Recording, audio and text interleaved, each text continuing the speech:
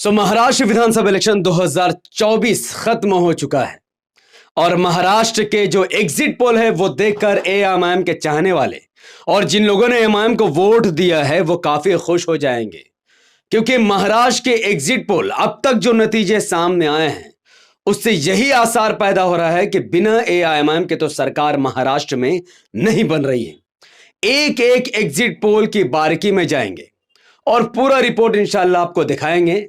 और जिन लोगों ने भी महाराष्ट्र में एमआईएम को वोट दिया, उनका समर्थन किया, उनके लिए प्रचार प्रसार किया, उनके लिए मेहनत की, यह वीडियो देखकर उनके मन और दिलों में काफी सुकून भर जाएगा। तो इस वीडियो को अंत तक जरूर देखिएगा। लेकिन वीडियो शुरू करने से पहले अस्सलाम वालेकुम रहमतुल्लाहि व बरकात। अल्लाह के नाम से शुरू जो बड़ा मेहरबान और निहायत रहम करने वाला है।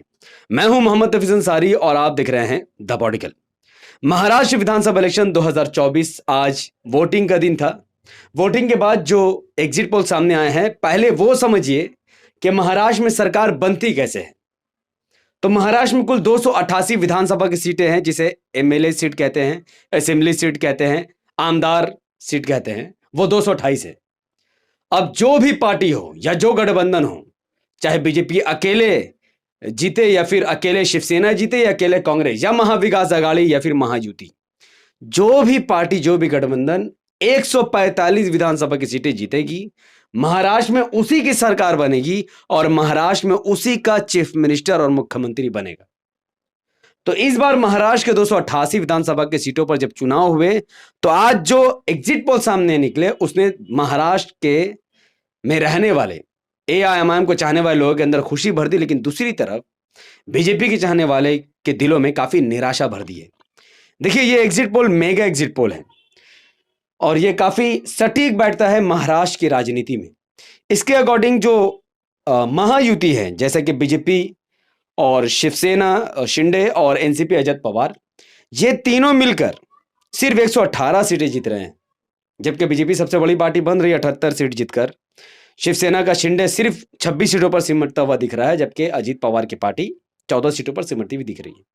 लेकिन महाविकास आघाड़ी 150 सीटें जीतकर बहुमत से सरकार बना रही है, या फिर सरकार बनाने के लिए उनको 2-4 सीटों की जरूरत पड़ेगी, जिसमें से कांग्रेस 60 सीटें जीत रही है, शरद पवार जी की पार्टी एनसीपी 46 सीटों पर जीत रही है और उद्धव ठाकरे की पार्टी शिवसेना 44 सीटें जीत रही है।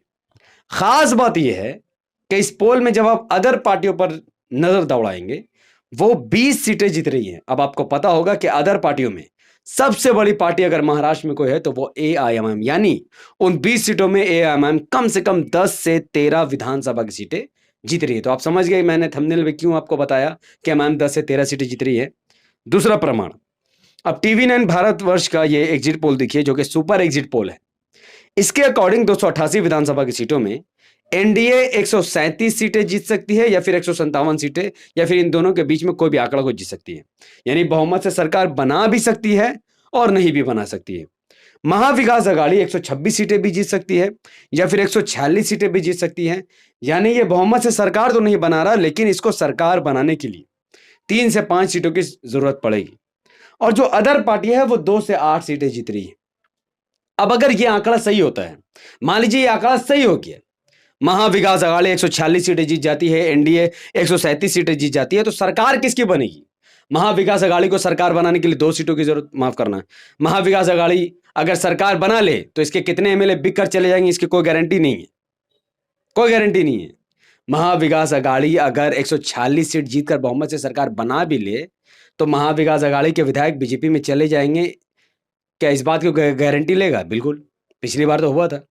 तो यहां पर 2 से 8 सीट जो जीतने वाली पार्टी है, आप उसे एमआईएम समझ सकते हैं, क्योंकि अदर पार्टी में सबसे बड़ी पार्टी एमआईएम है।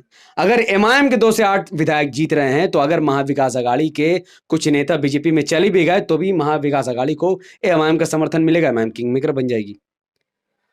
अब ये जो एक बड़ा एग्जिट पोल है, इस एग्जिट पोल में 3 एग्जिट पोल को मैं सीधे से नकार देता हूं। वो है मेट्राइस का एग्जिट पोल, पी मार्क का एग्जिट पोल और पीपल्स पल्स के एग्जिट पोल।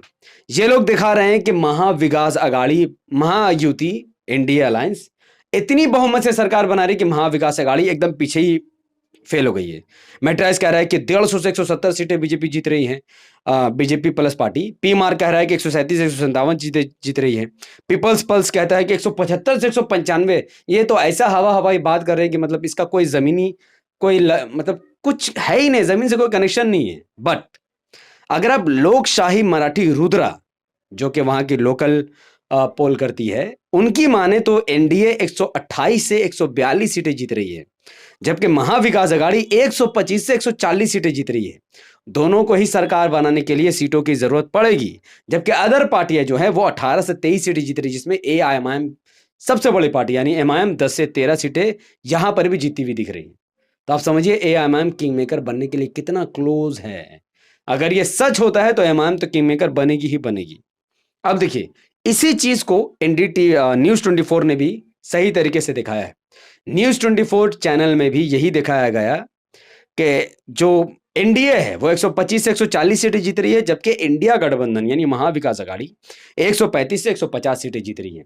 अब देखिए, एनडीए को ये लोग बता रहे हैं कि ये बहुमत से 5 सीटें दूर है, जबकि इंडिया गठबंधन को बता रही है कि या तो इनको सरकार बनाने के लिए 13 सीटें। देखो, इंडिया जो अलायंस है 135 सीटें, अगर सबसे मिनिमम मैं पकड़ रहा हूं, अगर ये 135 सीटें इंडिया अलायंस जीत रहा है 135, तो इनको सरकार बनाने के लिए कितना सीटों की जरूरत पड़ेगा? सरकार बनती 145 में, इनको 10 सीटों की जरूरत पड़ेगी।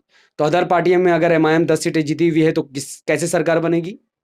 एमवीए यानी Mahavikas Aghadi 135 plus MIM 10 is equal to Owaisi सरकार। तो ये बहुत संभव है। हर बड़े बड़े पत्रकार इस बात को मान रहे हैं कि संभवतः यही नतीजे सामने आने वाले हैं। तो पूरे महाराष्ट्र से कई इलाकों से ईवीएम की तस्वीरें और वीडियो वायरल हुई है। धुले में दबाकर एआईएमआईएम को वोट दिया गया है। नांदेड़ में भी एमआईएम को वोट दिया गया है। महाराष्ट्र के औरंगाबाद के दोनों विधानसभा सीटों पर भी दबाकर एमआईएम को वोट दिया गया है। और इसके अलावा भी एमआईएम कई सीटों पर, उसके वीडियो वायरल है जो कि आप ट्विटर में चाहे तो देख सकते हैं। अब इसमें समझने वाली बात क्या है वो मैं आपको बता देता हूं। सबसे पहले खुशखबरी महाराष्ट्र के मुसलमानों के लिए। ये देखिए कितनी शान की बात है। रिपोर्ट के अनुसार जो महाराष्ट्र के 288 सीटों में से सबसे बड़े नेताओं का जो नाम सामने आया है, सबसे बड़े नेता, सबसे पावरफुल नेता, उस पूरी सूची में सबसे पहले नंबर पर है अनिल देशमुख, जो कि शरद पवार की पार्टी। अनिल देशमुख शायद एक्टर के भाई भी हैं, छोड़िए सर क्या नाम लेना। दूसरे नंबर पर है देवेंद्र फडणवीस। तीसरे नंबर पर है नितिन राउत। चौथे नंबर पर है नाना पटोले। लेकिन 5वें नंबर पर एआईएमआईएम कैंडिडेट इम्तियाज जलील साहब है। उसके बाद 6ठे, 7वें और 8वें और 9वें नंबर पर एक और मुसलमान है जिसका नाम मैं नहीं लेता, और 10 नंबर पर भी एक मुसलमान है। तो टॉप 5 मोस्ट पावरफुल कैंडिडेट के लिस्ट में एआईएमआईएम कैंडिडेट इम्तियाज जलील साहब का नाम सामने आया है। अब सोचो, अगर एमआईएम इलेक्शन ही नहीं लड़ती, महाराष्ट्र के मुसलमान अगर यूपी, बिहार और बंगाल और झारखंड और बंगाल के जैसे उनकी सोच होती कि नहीं हमें सिर्फ बीजेपी को हराना है और एमआईएम का अस्तित्व अगर वहां मिटा हुआ रहता, तो आज टॉप 5 मोस्ट पावरफुल कैंडिडेट में क्या इम्तियाज जलील साहब का नाम आता? कभी नहीं आता। तो देखो, रिजल्ट कुछ भी आ सकता है। ऐसा भी हो सकता है कि एमआईएम का खाता ही ना खुले, कोई गारंटी नहीं है। भारत के मुसलमानों का कोई गारंटी नहीं है, कुछ भी हो सकता है। ऐसा भी हो सकता है कि एमआईएम 16 की 16 सीटें जीत जाए, उसके चांसेस कम है क्योंकि एमआईएम 14 सीट पर ज्यादा मजबूत है। ऐसा भी हो सकता है कि एमआईएम 3 से 5 सीटें जीते। ऐसा भी हो सकता है कि एमआईएम जो 2 सीट जीती हुई थी वो जीते और 2 सीट औरंगाबाद ईस्ट और वेस्ट की जीते। तो काफी संभावना है। 23 नवंबर 2024 को ही पता चले क्या होने वाला है। लेकिन जिन लोगों ने एमआईएम को वोट किया है उनके लिए खुशखबरी इसलिए क्योंकि पहले तो उनका आखिरत का अजर पक्का है। वो चाहते तो बीजेपी को रोकने के लिए, सिर्फ बीजेपी को रोकने के लिए महाविकास आघाड़ी के एलित अरे गरे नखथू गरे नेता को वोट दे देते और वो जीत कर फिर बीजेपी में चल जाता, जिससे देश का और मुसलमानों को दोनों का नुकसान होता। तो उनको उनको अजर अजर नहीं मिलता। लेकिन जिन लोगों ने एमआईएम को वोट किया है, चाहे वहां से एमआईएम हारे या जीते, क्योंकि आपने हक और इंसाफ की लड़ाई में ओवैसी साहब का साथ दिया है और कुरान भी यही फरमाता है, वतवासो बिल हक वतवासो बिस सब्र। तो आपको एक अजर तो मिलेगा आखिरत में, और एमआईएम जीती तो आपका भी फायदा, तो दुनिया में भी आपको अजर मिला।